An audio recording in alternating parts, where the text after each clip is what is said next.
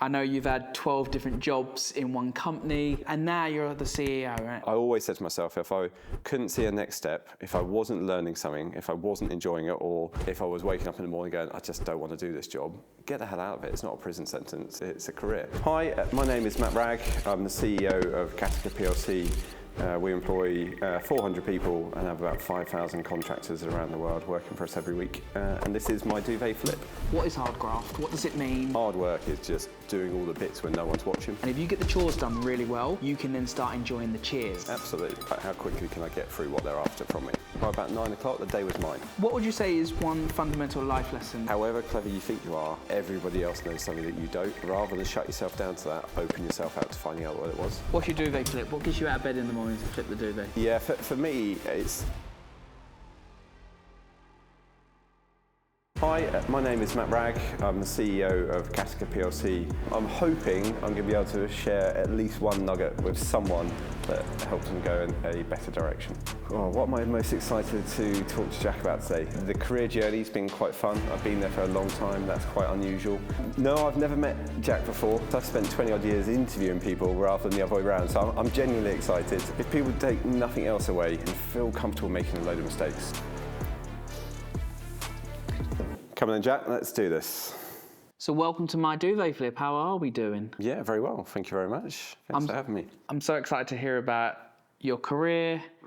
I know you've had 12 different jobs in one company. Yeah, that's not fashionable, is it, to hang around anymore? It's not, is it? Yeah. Normally it's a couple of years and then off you go. But like you said off camera, is that why not? Why not stay, right?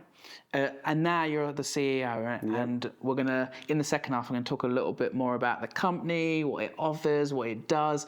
Obviously, you know, from my background, I was in recruitment, so I've got a soft spot for recruiters.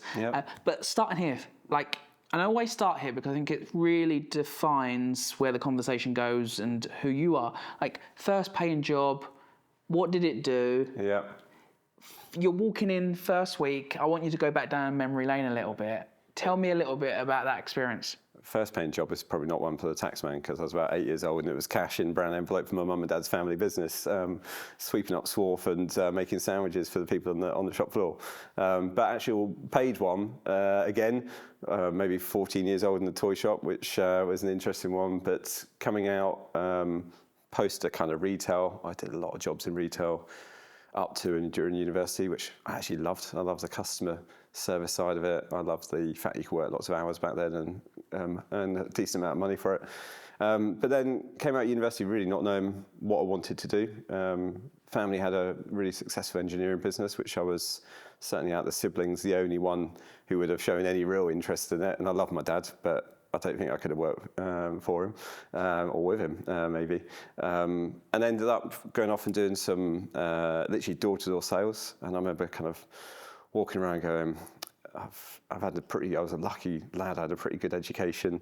What am I doing? Because I found it really lonely and really tough. And one of my housemates at the time was loving life, working at this company, earning decent money, constantly having a good time with it. Couldn't speak more highly of it. And I was coming home having pretty much knocked doors and spoken to hardly anyone all day and not really done enough sales, thinking I'm going to go nowhere in life. So thought I'll get into this recruitment game. Let's see what it is. So applied for a job in the local newspaper. Turned up not really knowing what it was. Got rejected. Got through the initial HR bits, did well in the tests. Got through to meet the CEO. We didn't click, didn't get the job. 2 days later, got interviewed by the sister company's CEO, did get the job. 24 years later, became the CEO. So. I want to break some of I want to break some of this down. Yeah, go for it. There's a lot of things you said in there that I want to kind of unpick with you. Yeah. So firstly, that feeling that you're not going to go anywhere. Yeah. We all have it, right? Yeah, yeah. No matter who you are, where you are in your career, we all have that imposter syndrome. We all have that, oh, is it shinier over there? Yeah, yeah. What is your advice to anyone who's currently feeling like, I'm not going to go anywhere? Hey, every individual has different ways of looking at it. For me, I had a level of confidence. I always felt I was going to do something, but I had those real moments of, have I made the right decisions? Have I closed some doors off with actions, behaviours, whatever it might have been? But the reality was no one really knows where they're going to go. you can say it's luck. Yeah, some people will have a different scenario, different network, different level of privilege, whatever it may be. That's still luck. But ultimately, it all comes down to hard graft. And I think it's absolutely natural to have moments of this may not be right, or it's I'm not doing well, or I'm not going to go in a certain direction. If you don't have those, then probably you're kidding yourself, because nothing's guaranteed. So yeah, I wouldn't dwell too much on those. I'd accept them, I'd acknowledge them. I talk to my sister a lot about the big fat chats. I'd have a fat chat about how it's not going well, but then get on and put every bit of energy into doing something about it. So acknowledge it, talk about it, and move forward. Absolutely, yeah. I'm really lucky. I'm not a big worrier. I don't really do stress. If we have some bad moments, I'm really quick. Literally within seconds, I'm like, okay, that's happened. What are we going to do about it? As opposed to lose myself for a few days or a few weeks into the spiral of this is really bad. I always look at, there's a good opportunity there that can come. An opportunity to move forward, right? You talk about hard graft. Yeah. What is hard graft? What does it mean? How do you actually work hard? Because a lot of people say they work hard. Yeah, they do. They do. Yeah. But how do you actually work hard? Yeah, I talk a lot about this in the business, actually, about the difference between having a career or being there for a job. For me, someone who's there for a career is actually really worried about their personal reputation, their personal brand. They want to do good, yes, to maybe impress others or earn more, but actually they want to do it for them, because they want their reputation to be a really good one of, that's someone who delivers. So for me, hard work is just doing all the bits when no one's watching. It's one of our many phrases. It's do the right thing when no one's watching. That for me is the hard work. It's if you know that's the right decision, but it's uncomfortable, you've still got to follow that path. Whereas that may be the easier decision, but it's not going to lead you to good places. So for me, that is hard graft. I love that. I use this saying, I've used it a couple of times, is that every job wears cheers and chores, and your employment contract is put in place for you to do the chores. Yeah. And if you get the chores done really well, you can then start enjoying the cheers. Absolutely. Yeah. But it's your job to make the cheers happen, not the jobs of the organisation. Yeah, absolutely. Early on in my recruitment days, I used to literally look at, yes, you have measurements that any manager is going to want to say, do that so I know you're doing stuff. And we certainly had that as a business. And I literally used to see it as a challenge of, right, how quickly can I get through what they're after from me? So I'd be first one in the office, back in the days where everything had to be in the office, get in as early as I can. I think I'd only been at the business 6-9 months before they gave me a key. I was annoying people wanting to get in. But I also knew by about 9 o'clock, the day was mine. So the amount of calls, the amount of CVs I had to get out for opportunities was done. And I had the rest of the day to go and meet candidates. There was no internet, go and call people to learn about markets. There was internet, but there wasn't Google. Go and learn about the market, meet people, go to companies, just learn stuff for the rest of the day. So I used to have about 8 hours of learning and free time and try and get my full day's work, my chores, done before most people got their first cup of coffee drunk. Isn't that great? And you talked a little bit about rejection or not clicking with the CEO of the first company that you went for. Yeah. In that situation, you could have turned around and said, this whole company's not for me. Yeah. What made you actually go and interview with the sister company? And did you have an ego? And for those who do have an ego, how do they put it in check for the greater good of their career? I definitely had an ego. I think if you took my career, you go, there was an ego or a level of confidence or arrogance. It hurt. It was, but there's obviously, if I'm smiling because there's a massive bit of naivety. I hadn't done my research. I didn't really know who the businesses were. I didn't realise they had a sister company until I'd been told no to the first one. So it was almost like, well, I just wanted a job in recruitment. I didn't really pick that one over that one or another one. It was just, you said come along, and I quite liked the tests, and I did quite well in the tests. So there wasn't this huge kind of, I'd been longing for that one opportunity forever and you've taken away. But at the same point, I do look at it and go, it's probably one of the best gifts I got given in my career, because it put a massive chip on my shoulder.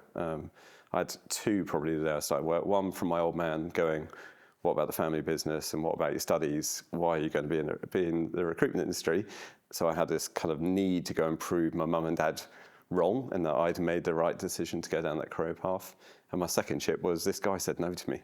So now all I want to do is break every record in the business, which I never did, but I gave a good college try to go and try and be really good to prove that actually he should have said yes in that first interview. So yeah, it was difficult for a few seconds, but yeah, within 20 seconds of hearing, the same recruiter or TA person had said, but you did really well and I've got another company, would you be interested? So I didn't have a huge amount of time to go, oh, that's a shame. So there was a few motivators that kept your energy and your mind kind of focused to actually move forward. Yeah.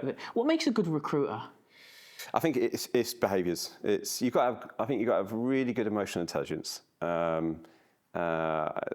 something we actually assess for during people's careers because it shifts. It's not just you've got it or you don't. It's you can develop it, and the rest of it is it a career or a job? It's that work ethic. It's our job. One of my team puts it really eloquently. Actually, it's a really job, but it's a really amazing career.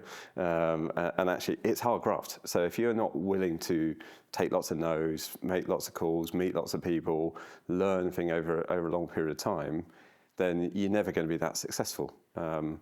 But we talk a lot about we want to be the consultants that happen to recruit, not recruitment consultants. And for me, a consultant is someone who really knows the market, really knows the skill sets, really knows the economic cycles, really knows people, and can then use that insight to make things happen. And those first 2 years are really tough because you don't know anything about anything. I studied architecture and then I was in doing electronics engineers. I literally had no idea what the hell they were. But if you speak to enough people and you ask them and go, I don't know, but one day I want to be good at this, can you help me? People love helping people, so you can learn a lot. They do. Yeah. They do. Hello, Otto Sergey. Hello, Mr. Alexander. Are you looking for a credit card? Oh, he's good. With Otto Sergey's handy credit card feature, he'll check your chances of approval before you apply, without impacting your credit score, taking the guesswork out of finding a credit card. Simples. Hey, that's my line. Do you think that the role of the recruiter, the consultant, has changed and is changing when you started? I think if you take it down to what it is, it's exactly the same. And certainly all the highest performing consultants I see around the world, it's still the same ability to connect with people, to listen, to be curious, to actually make things happen which aren't always obvious. Like, loads of people flippantly look and go, oh, that's not the right shirt for me, but then suddenly your wife says it is and you buy it. There isn't a huge amount of difference in that. Sometimes you go, oh, I looked at the CV, it wasn't right. Yeah, but you don't know the person. Like, get to know the person, it might be brilliant for you. So I think that bit hasn't changed. The rest of the landscape's just got far more complicated. There's so many more platforms, so many different bits of technology to use now. It's far more saturated as a market than it used to be. But the best are still doing it exactly the same way. And yeah, we're really proud to have lots of those, which is great. And a lot of people I speak to, they will say they fell into recruitment. Yeah, it's a classic, isn't it? Yeah. It's the classic, oh, I fell into it. Yeah. But sounds it by you is that you kind of targeted it. Or was it more of a target a job? It was a better one. It was target a job. Yeah, absolutely. It was a better job than the job I had. It was nothing more than that. Admittedly, probably within 3 days of being in our office, and we were really unique then. We were one of the first kind of single site. So you walked in and there was lots of people there, and it was like, oh, this is exciting. And it became a social environment as much as a work environment really, really quickly. But yeah, I certainly hadn't gone, I need to do this. I had no kind of significant job up until that point in my career. So I certainly didn't know what a great consultant who happens to recruit was. But it was more, actually, that sounds like a nice place. And I think what I could feel, and we've still got it now, we've got a really strong culture. Even though we're listed, my founder's still my biggest shareholder. It's a really, really strong people environment. And you can feel that. And having come from a family-run business where I'd spend my Saturdays after football, I don't know, helping my dad fix a toilet at the factory or literally sweeping up the wharf, I saw this kind of accountability of you do whatever it takes to make a business to work. And I found that in this place. And I was like, well, I resonate with this. So it got me, it hooked me. And then I learned how to do it and how to monetize it and how to be successful at it. And then got bored of that and was brave enough to be vocal and go, but I think my brain wants other challenges. And I'm just very fortunate. I've had a business and numerous leaders that have given me opportunities to go and try new things and make mistakes and get a CEO job because I've made thousands of mistakes. That's very good of them. It's brilliant, isn't it? You make loads of mistakes, and each time you get a little bit better, and you grow. How do you see running a recruitment desk? Do you see it as a mini business within inside a business? Do you see it as how do you see it? Because when I was a recruiter, I was always pitched, this is like your mini business inside a business. Yeah. But no one told me that each cup of tea that you have, every print that you take also costs. But how do you see it? Yeah, I think that is still used probably as a phrase in the industry. I do see it a bit like that, in that I want amazing individual people who are absolute true market experts. Like, that's what we hire and train and turn people into, and that's fantastic. I also think it's far more of a team game than it used to be. Like, we've gone from being someone who just does recruitment as a business to we've done a whole range of services into outsourcing, and even now have our own engineering and technology company delivering outcome work. So that has matured us to a different level, and you can't do all of those services as an individual contributor because end customer wants something different. They want governance, they want technology, they want cost control. We've got a subject matter expert for everything in our business, but people have got to get to know each other. So I think actually the complexity over the years has made it far more about what does the team do, and what position are you in that football team? Are you the really good running right back, and are we playing attacking football, or are you just a really solid central midfielder and we're just going to sit and defend? So just know what game we're playing and what position you're playing. Do that really well, but do it within the ecosystem of what everyone else is doing as well. I like that. Recruitment's become more of a team player rather than... I think so. And we are of a size as a business where that's essential. There will be thousands of small recruitment businesses out there where that is what it is. And we often, if we get those people coming and join us, it's, well, I didn't get training, I didn't get that support. It was, there's your business, there's your desk, there's your phone, there's your list, get on. And that can be fantastic as well. A lot of people make it, but we try to do things a little bit differently. I like that. If you made the decision not to join recruitment, and for instance, say actually I will go and work in the factory for Dad. Yeah. What's something that you feel life wouldn't have taught you that recruitment has taught you? Yeah, it's a good question. I think it's a variety of people. Like I love my life. I genuinely love what I do. I've woken up maybe 10 times in 24 years and not wanted to go to work. I think that's an amazing ratio.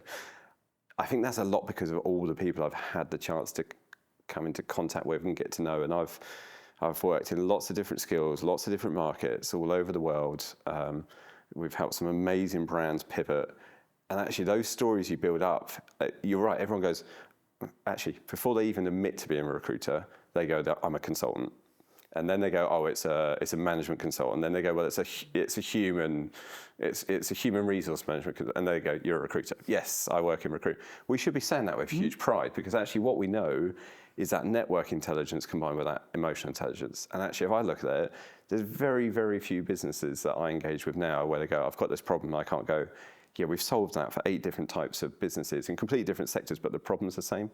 Would you like some of that learning? And for me, that's what I love about it. It's a variety of people, it's a variety of problems. So yeah, if I hadn't fallen into it, certainly if I'd been at the factory, God knows how it would have gone, probably not well. But I would have really missed out on that learning of, there's some amazing people out there who know loads of stuff. But probably my biggest bit, I noticed that they know their bit really, really well. And we were being paid to get to know all of those bits. So you eventually get to a point where you know a market better than the business leaders of those markets, because actually they're thinking about delivering this project, whereas you're thinking about what's the governmental investment, who's bidding for what, who's got what part of the project, where isn't there enough resource, what other countries are looking to supply or take resource away. You're looking at it far more of a macro level than most businesses are doing themselves. And that is great insight. Yeah, it's really, really good. Where do you think recruitment's going wrong? I'll start with actually the opposite, the pride bit, like undervaluing itself. I think if you take that top 10%, what makes a great consultant in that top 10% is they simply do what they said they're going to do. And that is so basic. Any human being can control that. And I've certainly used that and learned that if there's a challenge I want to do, I just need to verbalize that I'm going to do it, and then there's nothing that stops me from going and doing it. So I think it's that not putting enough pride in what we actually can do, and how we can really quickly help a business go in a different direction or help an individual. For us as a business, we'd had years of being growing, successful, if you want to look at it on a growth as being the metric. When COVID hit, we pivoted. My predecessor asked me to come up with a sales strategy, which I thought was quite interesting. And we ended up going, actually, over our, at that time, 35 years, we'd probably helped less than 1,000 unemployed people find work. Because we were doing engineers, technologists, they were all in work. And certainly back then, if you weren't in work and you were one of them, no one else wanted to know, because there was a reason, or there wasn't, but the optics were. But COVID brought around a moment in time where actually really good people were being displaced, and we went on a mission to go, in 35 years, we've only helped 1,000. In the next few months, can we help 1,000 more? And it was one of a few tactics or ideas we had, but it's the one which the business really jumped on because they suddenly felt really proud of what they were doing. Suddenly, you literally had candidates going, we'd send 5 out, but we'd say to the hiring manager, this person, Margaret, actually hasn't got a job right now, so can you just interview her? And if you like her, we think you should offer her because the other 4 are gainfully employed at the moment. And that suddenly brought a different level of purpose into our business and led into what we've done around purpose. So I think it's that pride and really valuing what it can do for the individual doing it. And the impact you make, right, on people's lives. Yeah, it's huge. Every time you put someone into a job, that is changing their whole ecosystem of life, right? Yeah. And what it's doing wrong is that 90%. Just don't promise to do something if you have no intention of doing it. And that's my big frustration about the industry. We just won't tolerate it in our business, but we can control that. But as an industry, there's in the UK, 29,000 registered agencies or something. It's bonkers. Lots of them will just be trying to do something to get something, which I respect, I understand, but it doesn't do them or the industry any kind of goodness long term. How many years? 23? It'll be 24 in January, yeah. Wow. Yeah, I did for my 23rd, I grabbed everyone who was under 23 years old and took a photograph of me with them outside HQ just to mug myself off. So there are real grown professional adults working at the place now that weren't alive when I started the group. I love that. I love that. 23 years, one organisation, 12 different roles. You said about 12 different roles. It's about that. Yeah, I've lost. Yeah, there's some of them a bit opaque. Some lasted for a minute. Yeah, quite a lot. Like, why stay so long? Yeah, I do get asked it a lot, and it actually annoys me because I kind of, I think loyalty, can pay you back in a really good way. But for me, it's been great people.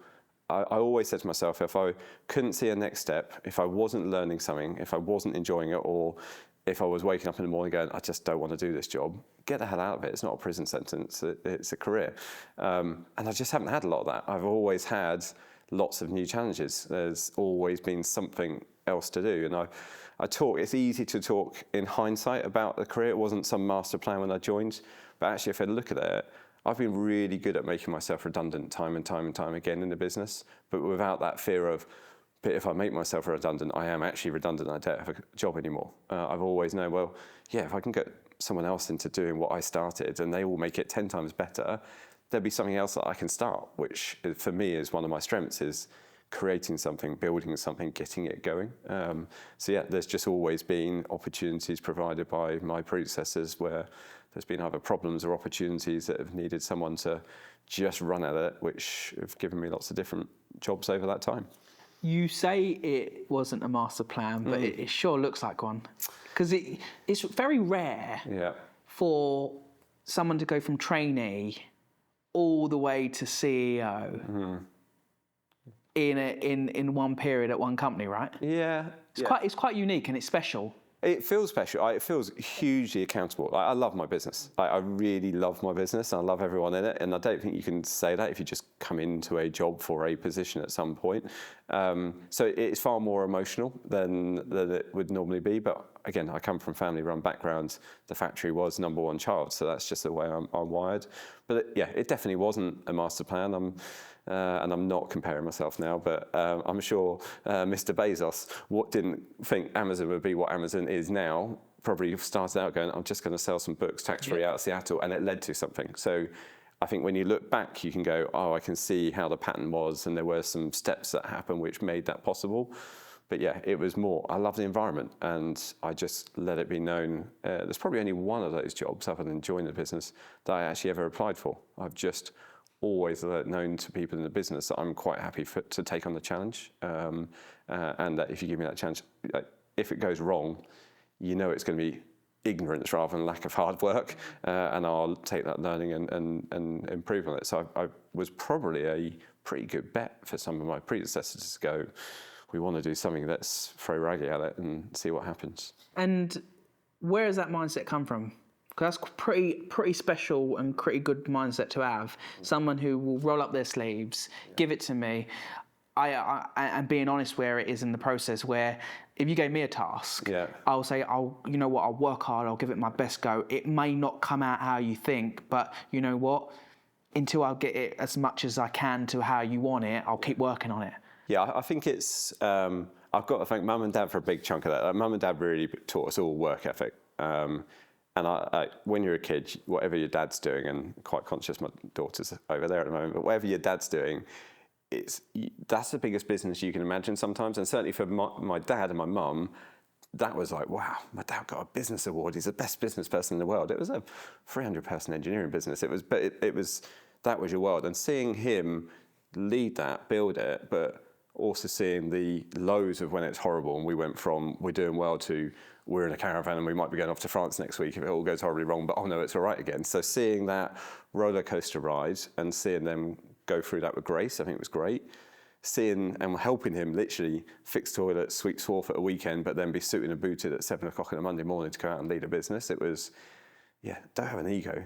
You do whatever it takes to make this successful. And if that means working a weekend with your family to save money in another way and just make it so your team have got the great environment to go and do their job, that was just in there. And then I think the final bit is probably just wiring. I did a lot of sports as a kid. I was a good marathon runner until the knees gave up on me. That insane desire to not want to be caught, always wanting to just keep going in case there is someone behind you in a race. That is just certainly my wiring of just keep pushing on.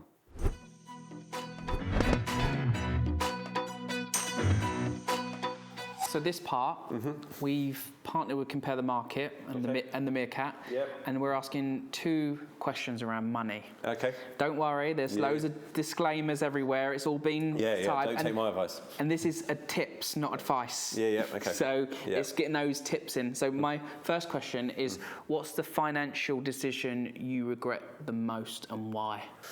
Oh, a financial decision I regret the most and why?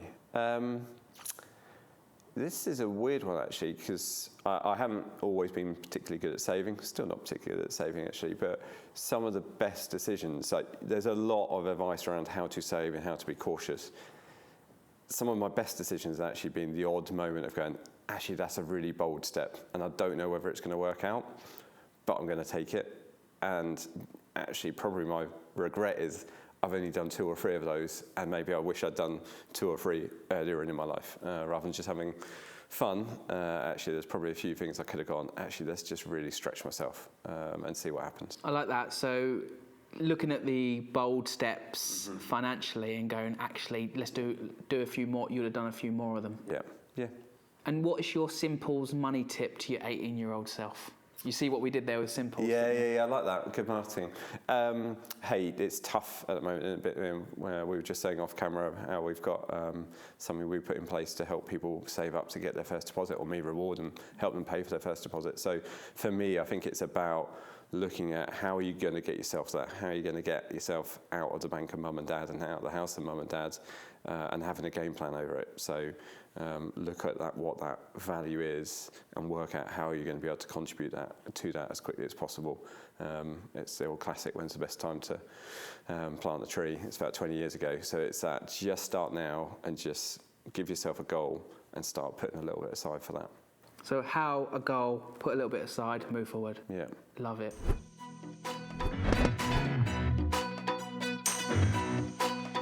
Do you think having entrepreneurial parents help you? You mentioned earlier around it takes you a lot to get stressed. You hardly get stressed. Yeah. And you don't panic and you don't have to take 10 days off because something's happened. Yeah. Do you think that has come through you seeing them in business, and like 1 minute we're thriving, 1 minute we might get into caravan to France, Yeah. Or is that just in you?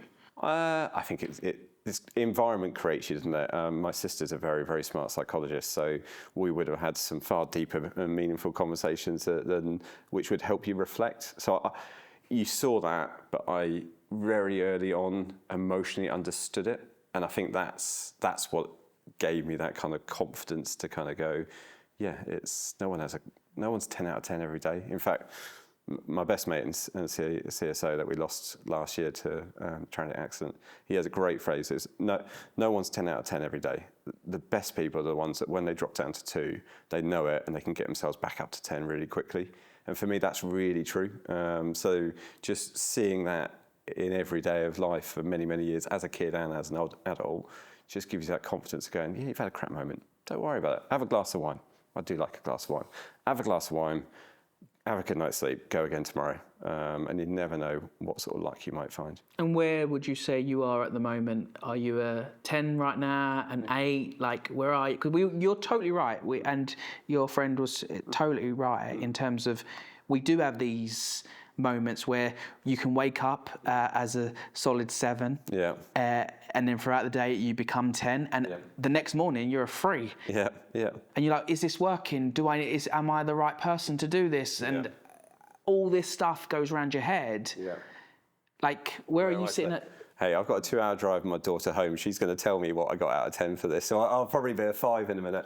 But no, I actually feel the most professionally and personally balanced I've ever been in my life right now. And that's weird that it comes in a time of the biggest job I've ever had, a world which is just freaking bonkers, and there's all sorts of dynamics going on which could make it more challenging. We're certainly in an industry which is really challenging right now, but we're also doing well in that. We're winning. We're one of the few going in the right direction and improving. We've got record levels of engagement. So there's lots of things for me to look at and go, that gives me confidence that we're doing the right things. The results will be what the results are. So yeah, right now I feel good. Anyone who says they're a 10 out of 10 to me on any performance review gets told me, come on, no one's a 10 out. But but I feel good. But I'm trying not to make eye contact with my daughter to see what number of fingers is up. She's watching, you know. Yeah. She's on it. She's making it. I can see loads of notes. There's 28,000 plus recruitment companies in the country. I know there's thousands of other businesses as well in each industry. Yeah. What makes your organisation special? And what do you do? Like, what does the business do? And this is kind of for anyone who's being curious. And as we've had many people on the show saying one of the top tips is be curious in anything you do. Yeah, I'd say subscribe to that. What does the business do? So the business helps hundreds and thousands of other businesses to be successful. So we're quite unique as an industry in that we're a B2B and we're a B2C. So we're selling to clients who pay our bills, but we're also selling to candidates that we're ultimately acting almost like a sales function for them and their career. So we've got 2 major communities. Our job is to get to know them as well as we possibly can so we can join the dots. And sometimes that's really obvious, and it's they need this and you need that.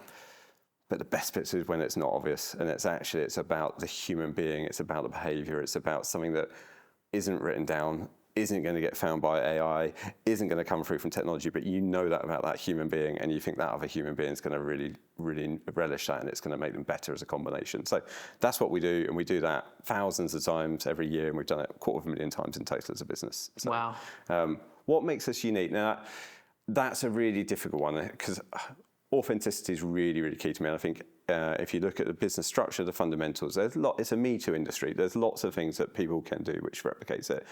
What we have is a huge amount of pride about who we are. And we talk a lot about that culture. And culture is a big word. And everyone goes, well, what is it really? And for me, there's lots of stuff we do to make it a great place, a fun place, a successful place. But culture for me is, if you get a proper moral decision, I need to know a good 98% of my business are all going to go right.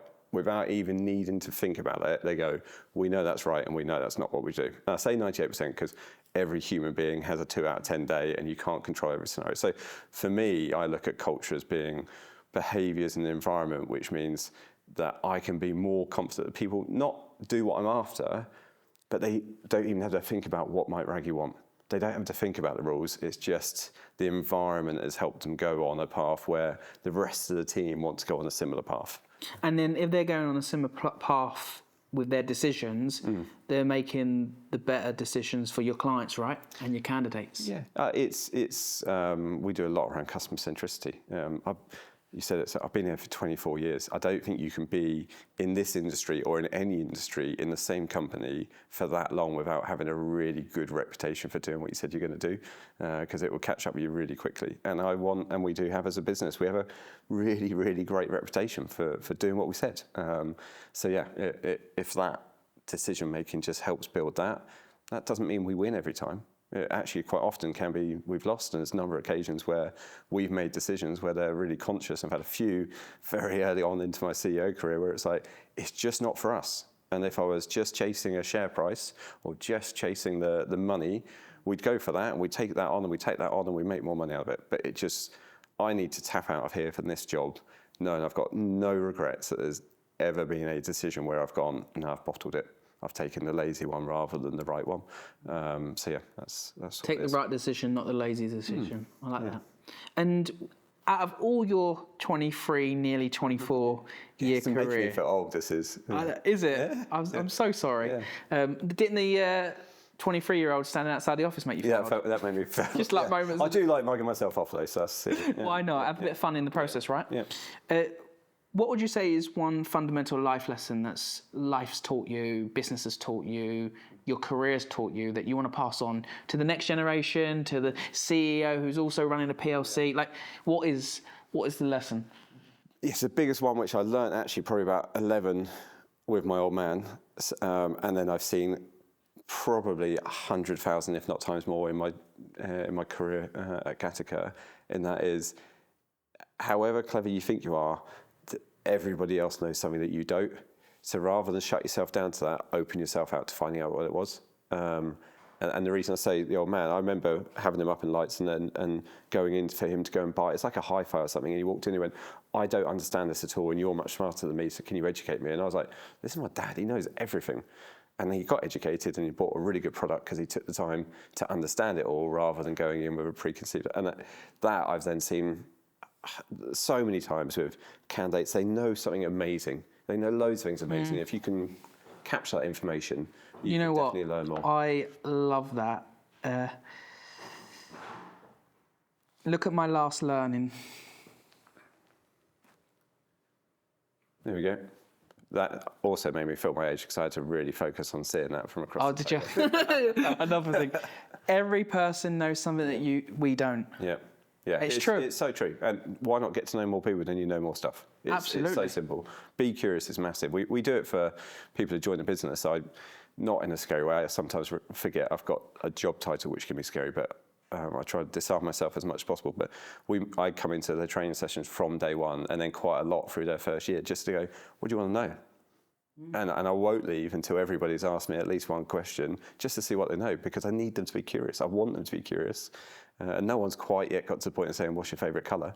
But either way, there's still more questions out there that you could have. Absolutely. Are you ready for my final question? Yeah, go for it. What's your duvet flip? What gets you out of bed in the morning to flip the duvet? Yeah, for me, it's the challenge. I love helping people. I used to feel guilty for it because I used to do it and then know that I was doing it because it made me feel good, and then feel, well, actually, that's a bit selfish, isn't it? But actually, over the years, I realised that actually just helping people is a fantastic thing, and it's meant to make you feel good.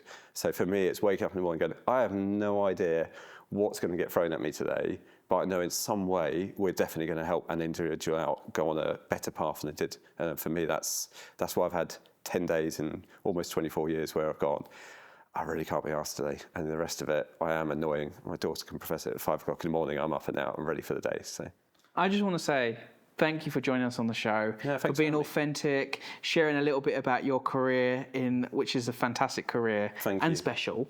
And just looking forward to the second half. It's going to be good, Eric. Yeah.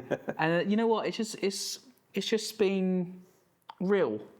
Good. And I like sitting down. It's very rare, but when I sit down with real people that are just doing it. Yeah. So thank you for joining us. No, thanks for having me. Yeah, really appreciate it. It's been good.